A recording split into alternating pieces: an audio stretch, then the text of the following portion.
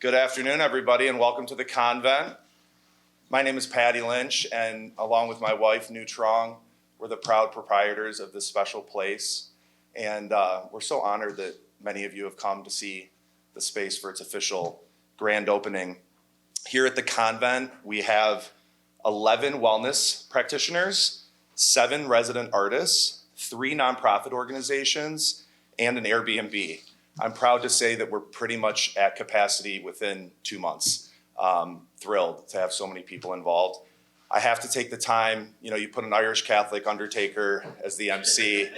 We could be here all day, but I'm gonna keep it as brief as I can.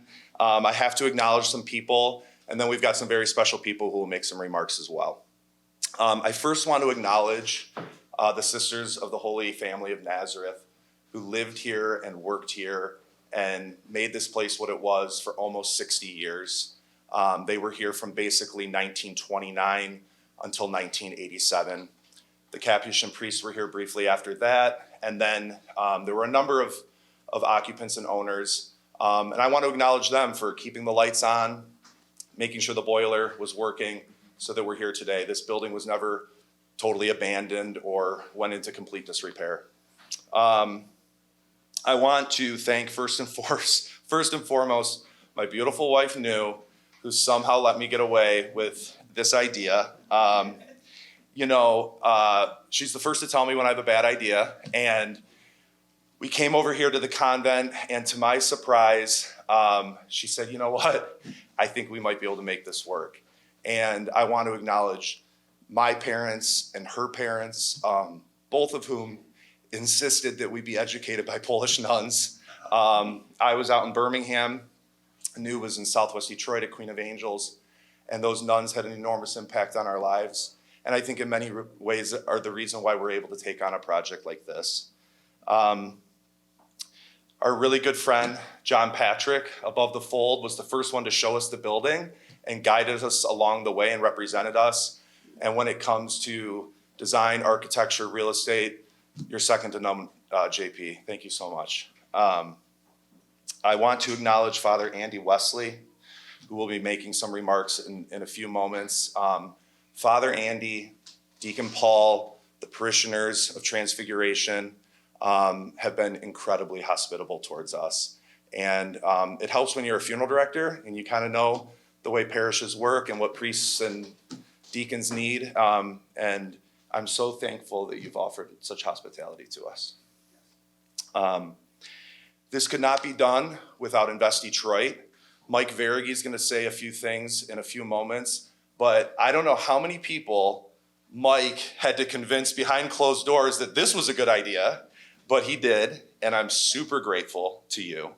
And I'm sure you went to bat for us more than once, and here we are at capacity, so thank you, Mike, very much. Let's see. Dan Austin has been awesome. Craig Fowley from VVK supporting this.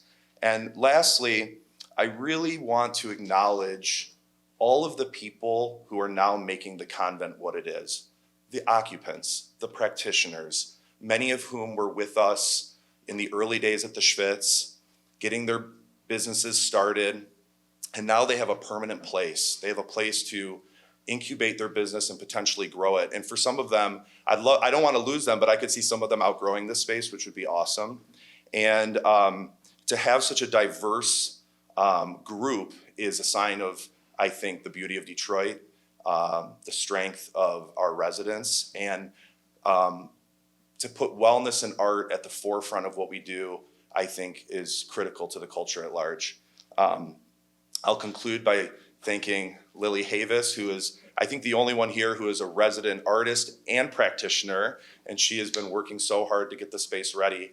And then, of course, Carmelo Gonzalez, general manager at the Schvitz, executive director here at the convent.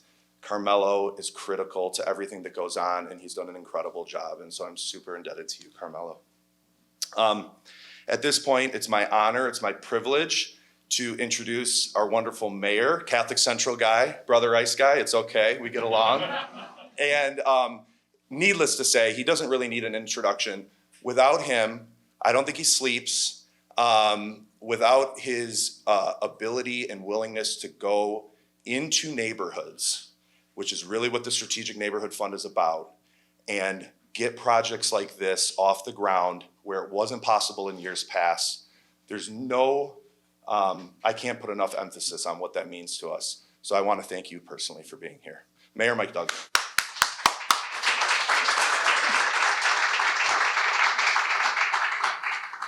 Well, 10 years ago when I was running for mayor and I said to people in the city, if you invite me to your house, I'll show up.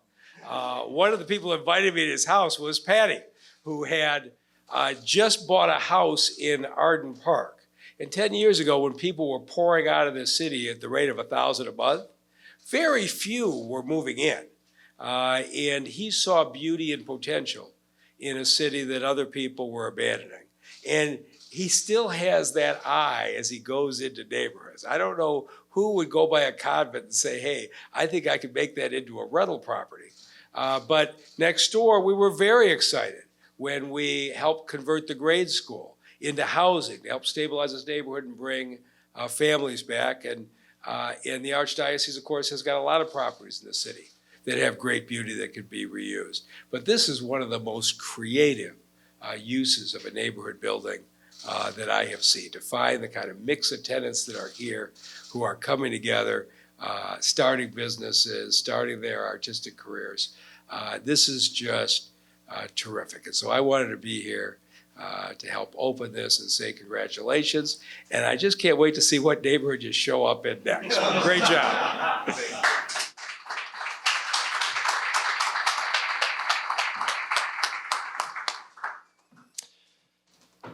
All right, so unfortunately, Councilman Scott Benson couldn't be here, but he has representation here, and we're honored to have Damian Mitchell here to speak on behalf of the councilman. Damian, thank you so much.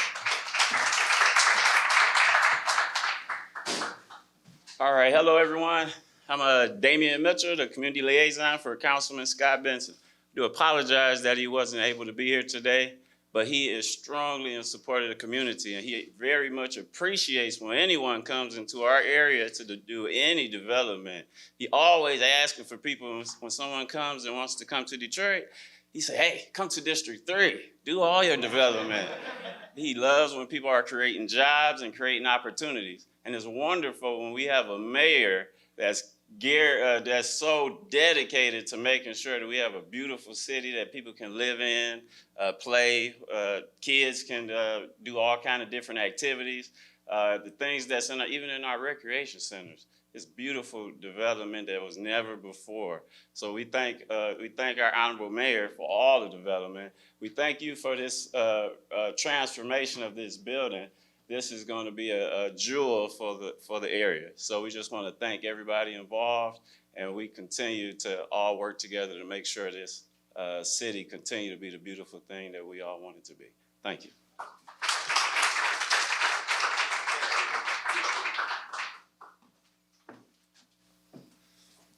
All right, well now it's my honor and privilege, and I'll repeat myself a little bit again, because when I went to Mike Verigi and said, I think I got an idea, he didn't even say, I don't know. He said, let me get to work. And Invest Detroit has been incredible in their support of the project, using the Strategic Neighborhood Fund to support us even further. And so again, I'm here to thank Mike Verigi, and he's gonna say a few things.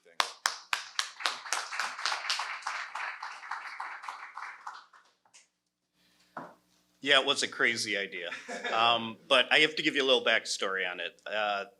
As Paddy mentions, he's got a couple vocations. He's also a funeral director. I actually have a couple vocations. I'm also a pastor. So those vocations have us intertwined once in a while. So the way this deal came about, that we were so deeply looking for some commercial or rental space that we could do in this neighborhood. It sounds like a beginning of a bad joke. But, you know, a pastor and a funeral director meet at a bowling alley bar, which is the God's honest truth. And that's where this started, and we talked about it. So we are terribly excited to be a part of this. We're so excited that you've made it already so successful. And this couldn't have happened without the Strategic Neighborhood Fund. So we're just so excited to be able to participate. So thank you so much.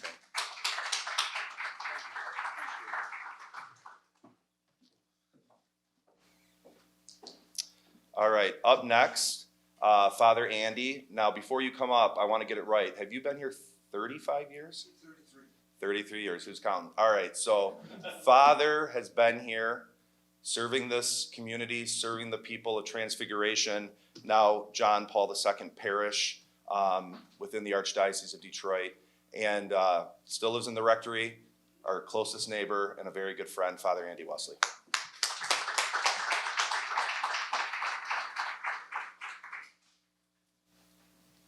I want to welcome all of you here and to say that the reason this church, the street is named after Simon Kay, it's the first pastor who put this on and built the church and so on.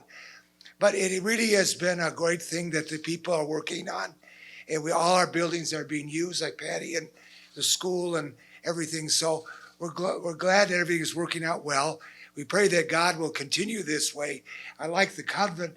I really think that's a nice idea because we have a chapel with the chapter of Our Lady of Czestochowa in that chapel. So we ask blessings on all this, and thank you very much, and hope to see you around. Thank you.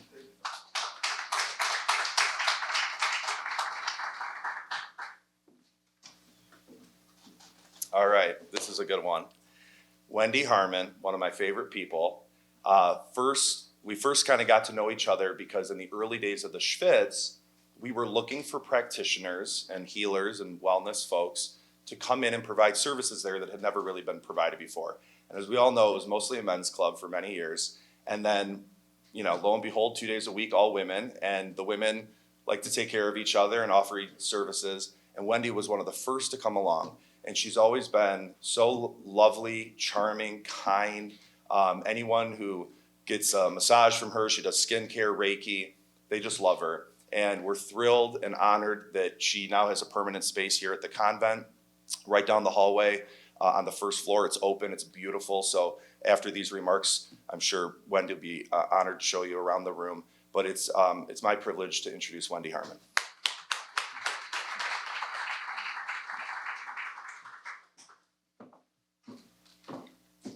Hello, I'd just like to say thank you all for coming to support Convent Detroit today. One of the things I hear of all the other schools, Mayor Duggan and Paddy, but Shrine of the Little Flower is the best. I just like to say that. One of the things that makes the Convent Detroit such an ideal place is that, for one, just historically is very spiritual and healing. I felt connected with the Schvitz. So when Paddy came up with the idea with having the wellness center here, I was looking for somewhere more permanent because I was doing mobile services.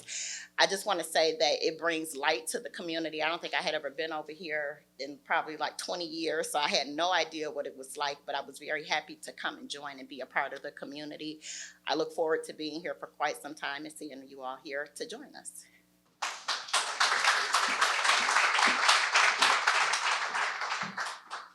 We're moving along, we're doing well. All right, so next up, she needs no introduction, but I'll introduce her, my mother, Mary Callahan Lynch. Now, before she comes forward, just a little background. My mom's been a singer and an actress her entire life. She had a wonderful career over many years with Michigan Opera Theater, Detroit Opera, and many other places. She was, as many people know, Aretha Franklin's classical voice coach for 20 years, taught Aretha all of her arias and her operatic repertoire. Incredible. And on top of all of that, 25 years ago, she said, you know what, we got to get music back into the schools. A lot of the arts and music programs in the schools have been cut, and my mom made it her mission to bring really, really great music into the schools. And she's been doing that nonstop for 20 plus years, and her main program is Opera on Wheels, and she brings music into the schools. So I am honored that she has decided to have her offices here at the convent. So the Motor City Lyric Opera is in residence here. They've already performed at the school a couple blocks away, and we're thrilled to have them. And she's gonna come up, explain a little bit more about the mission, and then she has a little performance for you. So, Mary Callahan.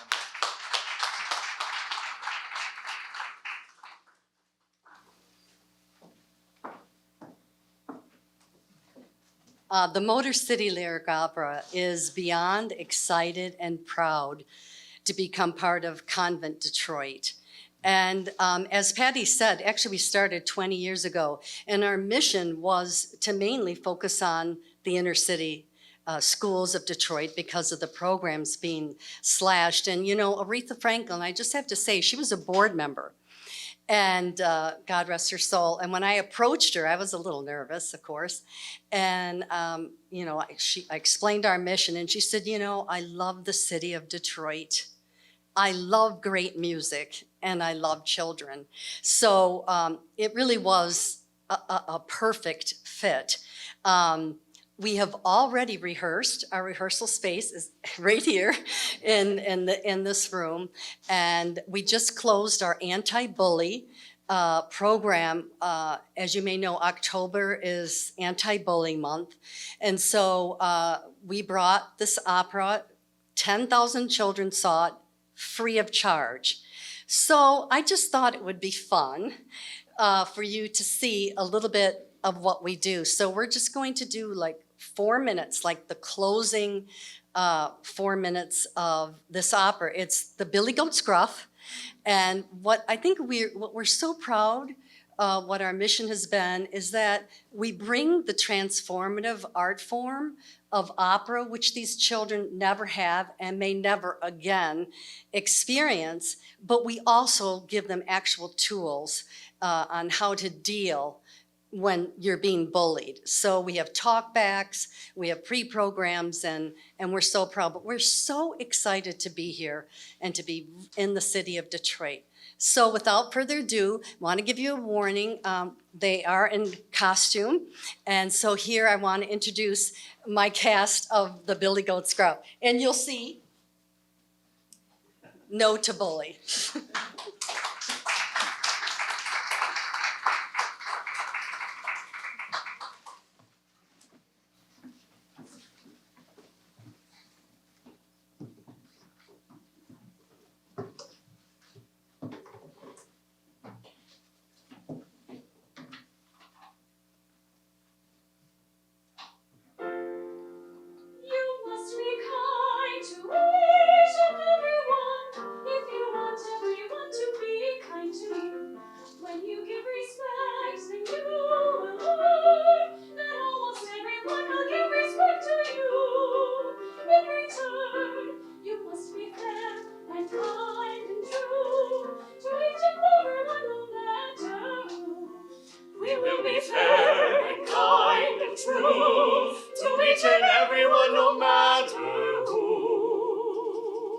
Understand, I was a bully. I did not think about the way you feel inside. And now I think it's time to go. Oh yes, I really must be leaving. I'm going to run away and hide. You see, a bully just pretends that he has a lot of friends, but the only ones near him are the ones who really fear him. Let's pretend you are my friend. We'll play a game. You'll count to 10. I am hiding. You are seeking. But remember, there is no peeking.